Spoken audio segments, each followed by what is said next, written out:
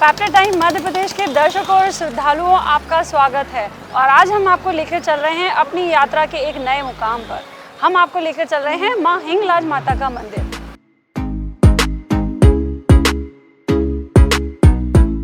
आपको देखकर आश्चर्य हो रहा होगा कि कहीं मैं पाकिस्तान तो नहीं आ गई।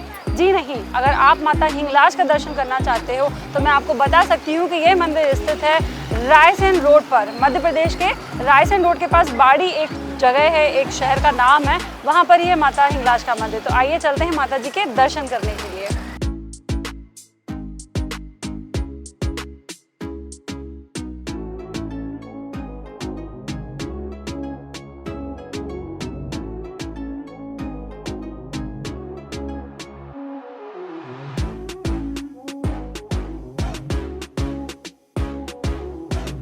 हम आ चुके हैं मां हिंगलाज माता के दरबार में।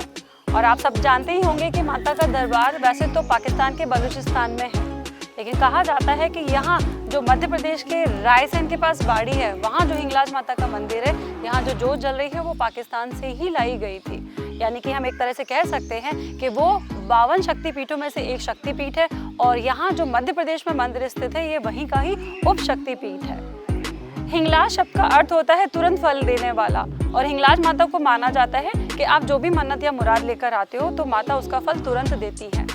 हिंगलाज शब्द में हिंग का अर्थ होता है रौद्र रूप और लाज का अर्थ होता है लज्जा। यानी कि माता का रौद्र रूप और लज्जा एक साथ मिलकर माता हिंगलाज का रूप बनाती है। कहा जाता है, एक प्राचीन कथा है कि जब माता बहुत ही रौद्र रूप में थी और उन्होंने काली माता का रूप धारण किया हुआ था, तब माता का रूप बहुत रौद्र था और उसको शांत करने के लिए भगवान शिव उनके पैरों के नीचे आ गए थे।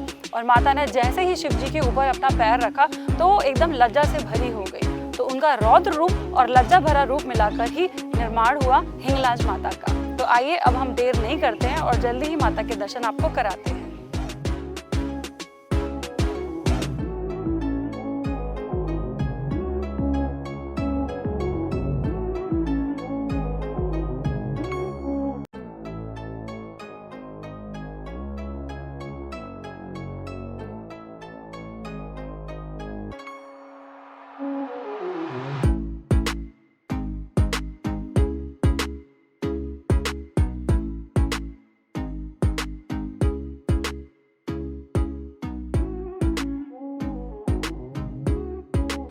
हम माँ के दरबार में आ चुके हैं और हमारे साथ हैं यहाँ के मंदिर के पुजारी जी। प्रणाम जी। पंडित जी, आप बताएंगे कि आप यहाँ पर कितने सालों से हैं? मेरा नाम देव किशोर तिवारी, मैं 2005 से सेवा में। 2005 से यहाँ सेवा में। पुजारी जी, ये मंदिर की स्थापना कब हुई है? इस मंदिर के बारे में आप कुछ बताएंगे? जी, ये यहाँ के हमारे महन श्री भगवान दास जी थे जी। तो वो अब वर्तमान में जो इनका पाकिस्तान में, पहले वो भारत में था जी। तो वहाँ यहाँ की जो महन भगवान दास जी थे, उन्होंने 16वीं शताब्दी में जो स्वरूप ला के फिर माता जी को यहाँ विराजमान किया।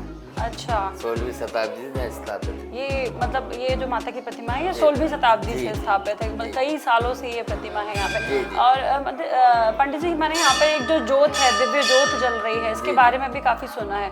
तो ये क्या अखंड जोत है? जी, अखंड जोत। और आप बता सकेंगे इसके बारे में कि ये कितने सालों से जल रही है या इस जोत की क्या मान्यता है?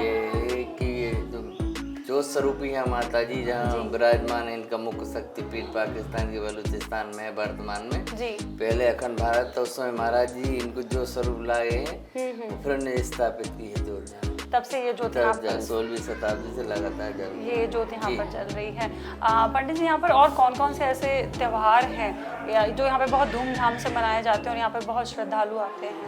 नवरात्रि में होता है, सचंडी होती है, काफी भीड़ होती है, लोग बाहर से आते हैं, दूर दूर। अच्छा। और पंडित जी, आप यहाँ पर इतने सालों से हैं, इस मंदिर में माता जी की सेवा कर रहे हैं, तो आप यहाँ के कुछ चमत्कारों के बारे में अगर कभी बता पाएँ? शायद जिसकी मनोकामनाएं पूर्ण होती है, जो आते हैं लोगों के सब, जैसे किसी के बच्चे नहीं है, किसी की नौकरी नहीं है, ऐसा होता है, अक्सर लोग आते रहते हैं। माता सबकी सुनती हैं, सबकी मुरादें पूरी होती हैं। और आप यहाँ पर चमत्कार होते दिख रहे हैं। यहाँ पास में ही हमने देखा कि एक बड़ा यज्ञशाला है, तो वहाँ के बारे में आप कुछ बता पाएंगे? वो जी अभी हाँ जी, वो तो इसी अभी 27 अप्रैल से 4 मई तक का था। अच्छा। हाँ, वो तो कई सालों के बाद। वो वहाँ हाँ जी। माता सती को लेकर शिव भगवान जब निकले थे तो माता शरीर के कई अंग भारत के और अलग अलग जगहों के स्थानों पर गिरे थे, जहाँ पर माता का जो सिर था वो गिरा था पाकिस्तान के बलूचिस्तान पर, और वहाँ पर स्थापना हुई शक्तिपीठ की। तो कह सकते हैं कि माता का जो शक्तिपीठ है पाकिस्तान के पास, वो वहाँ पर उनका सिर है और वहाँ पर उनकी प्रतिमा एक पिंडी के स्वरूप है।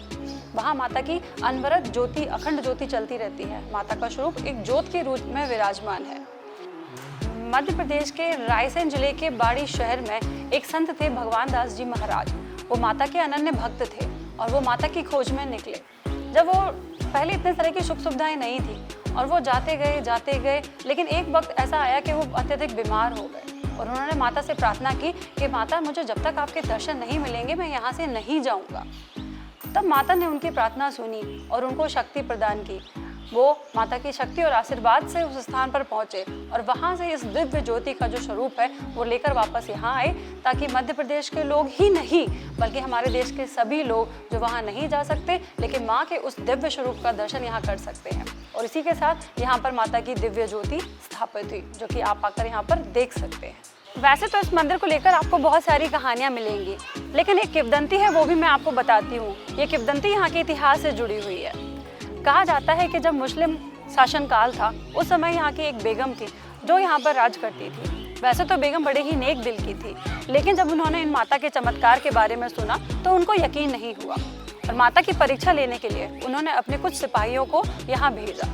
उन्होंने सिपाहियों के द्वारा एक थाल में कुछ मांस के टुकड़े रखे और उसे ढक दिया और बोला कि जाकर इसका प्रसाद चढ़ा कर आओ। जब वो सैनिक मंदिर आए, मंदिर के पुजारी जी समझ गए क्योंकि माता ने उन्हें आभास दे दिया था। माता के पुजारी जी ने उन सिपाहियों से कहा कि इसका प्रसाद लग गया है, अब आप इस प्रसाद को अपनी बेगम के सामने ही खोलिएगा। सिपाहियों ने उनको बोला ठीक है, और वो वापस गए बेगम के पास। बेगम ने जैसे ही उस थाल से उस वस्त्र को हटाया तो उन्होंने देखा कि उस थाल में बहुत सारे मिठाइयाँ, फल और बहुत सारे पूजा की सामग्री जैसा सामान था। बस फिर क्या था, बेगम नतमस्तक हो गई और वो भी इस चमत्कार को मानने लग गई। इसके बाद यहाँ की जमीन उन्होंने इस मंदिर को दान कर दी। ये मंदिर परिसर बहुत ही खूबसूरत है। यहाँ पर यज्ञशाला है, यहाँ पर बाग बगीचे हैं और साथ में ही इस मंदिर में है राम जानकी मंदिर। तो अब हम माँ हिंगलाज माता के दर्शन करने के बाद जा रहे हैं राम जानकी मंदिर के दर्शन करने के लिए। तो आप आइए मेरे साथ।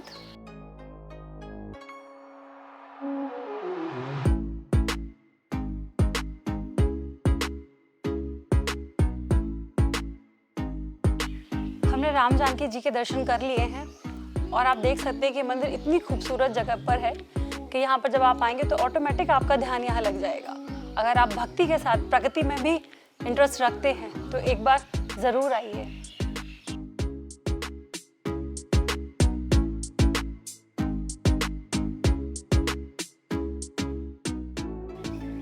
मंदिर परिसर के अंदर बहुत सारी चीज़ें आपको देखने लायक मिलेंगी, जैसे कि यहाँ पर एक बड़ी खूबसूरत बावड़ी है।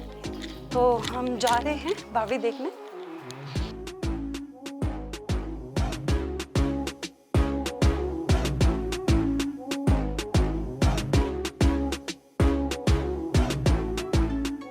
इस परिसर में सिर्फ सुंदर बावड़ी के अलावा यहाँ प्रकृति का नज़ारा भी देख सकते हैं। यहाँ के बने हुए चिड़िया के घोंसले या फिर यहाँ पर लगे हुए पेड़, यहाँ की शुद्ध हवा, यहाँ पर पास में ही एक नदी है, उस नदी की आवाज़ आपको मंत्रमुग्ध कर देगी।